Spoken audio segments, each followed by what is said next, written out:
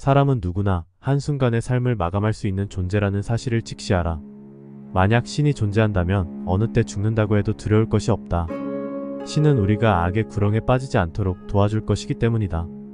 그러나 신이 존재하지 않는다면, 혹은 신이 인간의 일에 무관심하다면 우리가 신의 섭리에 지배받지 않는 세상에 살아가는 것이 무슨 의미가 있겠는가?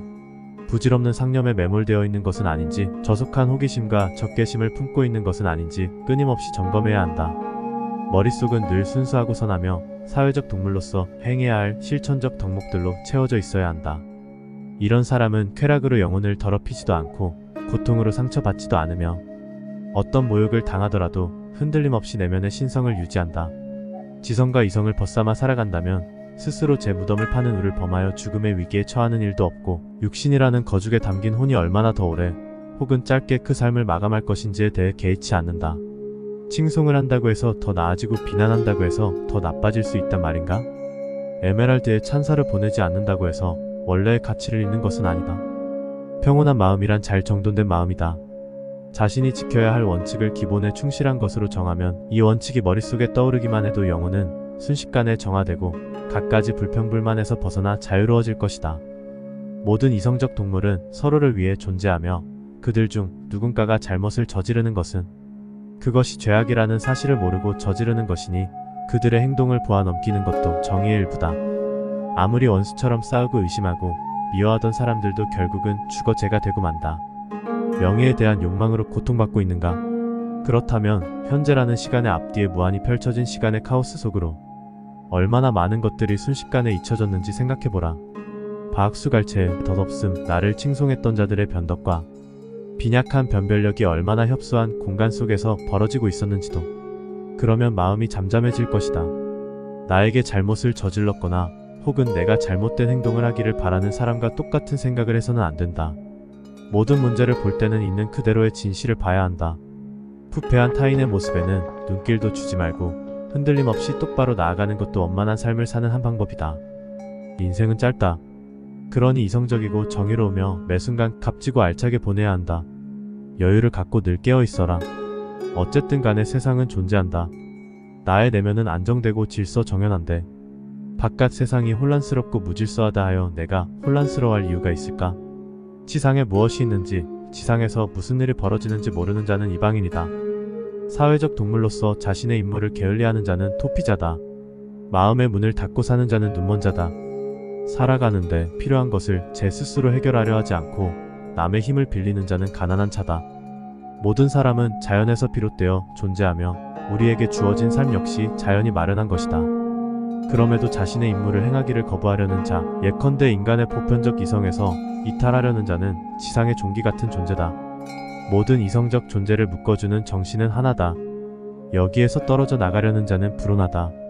우리에게 존엄성, 자유, 소박함, 평정, 의리, 이런 것들보다 더 고요한 기쁨을 주는 것이 있는지 생각해보라. 지식이며 논리만큼 명쾌한 기분으로 이끄는 것이 있는가? 이러한 사실을 살펴볼 때 지혜롭다는 것보다 더 가치 있는 것은 없다. 이성적 존재로서의 최고의 선은 더불어 사는 것이다. 존재라는 거대한 강줄기는 잠시도 멈추지 않고 흘러간다. 그 형체는 끊임없이 움직이며 변화하고 변화의 원인은 셀 수 없이 다양하며 눈에 띄지도 않는다. 그럼에도 불구하고 우리는 마치 지금 이 순간의 고뇌가 영원히 지속될 것처럼 화를 내고 분노하고 짜증을 내고 있으니 얼마나 어리석은가. 주변 사람들의 비난이나 원성에 너무 흔들리지 마라. 선한 언행은 나에게 이롭다. 나를 구성하고 있는 어느 한 부분이 크나큰 시련을 당했다 해도 그냥 묵인하라.